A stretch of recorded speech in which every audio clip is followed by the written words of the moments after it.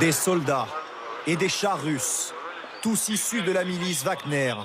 Mais nous ne sommes pas en Ukraine, nous sommes en Russie, à Rostov, près de la frontière, siège du commandement de l'armée russe. C'est d'ici que Wagner, mené par son chef, Evgeny Prigojine, marque le début de sa rébellion.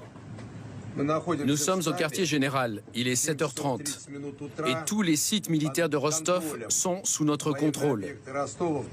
Dans cette guerre, des soldats ont été tués, 3 ou 4 fois plus que ce qui était indiqué dans les documents présentés aux dirigeants.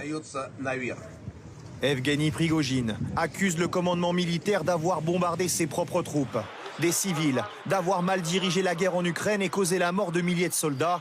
1100 km séparent Rostov de la capitale russe.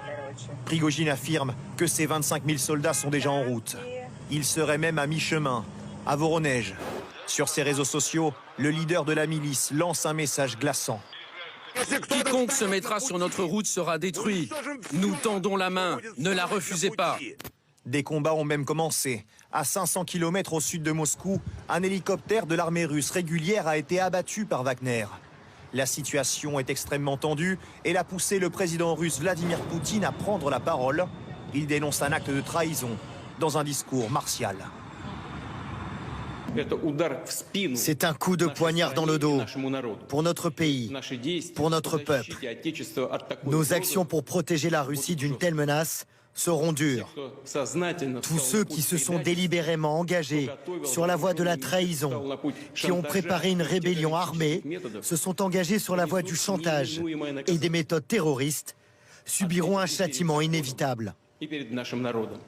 Réponse immédiate du chef de Wagner au président russe via ses réseaux sociaux. En ce qui concerne la trahison, le président Poutine a profondément tort. Nous sommes des patriotes de notre pays. Nous ne voulons pas que notre pays continue de vivre dans la corruption, le mensonge et la bureaucratie. Sur leurs réseaux sociaux, le groupe paramilitaire Wagner a annoncé que la guerre civile a officiellement commencé. Et vous l'entendiez à l'instant, Vladimir Poutine parle de coups de poignard dans le dos. Le FSB, les puissants services de renseignement russes, ouvrent une enquête pour mutinerie. Le régime d'opération antiterroriste a été instauré à Moscou. Plusieurs villes ont d'ailleurs renforcé leurs mesures de sécurité en Russie. Sylvie Pinatel, Jérôme Garraud et Michael Merle. Les sites les plus importants de Moscou ont été mis en sécurité dès le milieu de la nuit.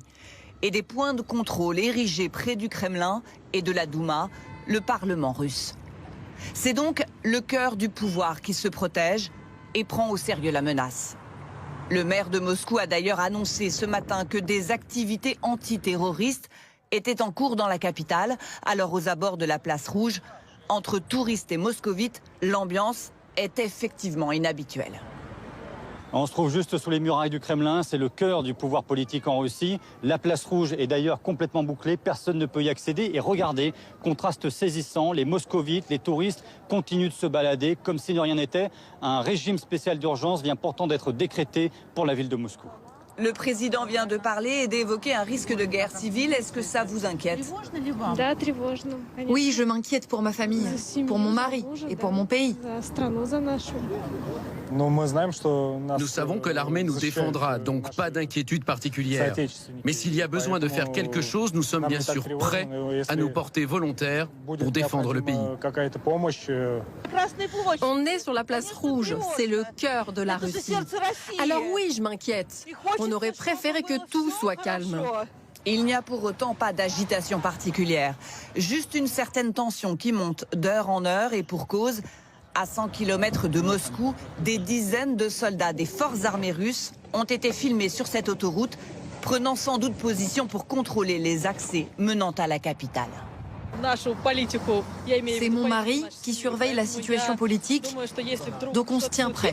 Et si ça chauffe, on prendra la voiture et on s'en ira.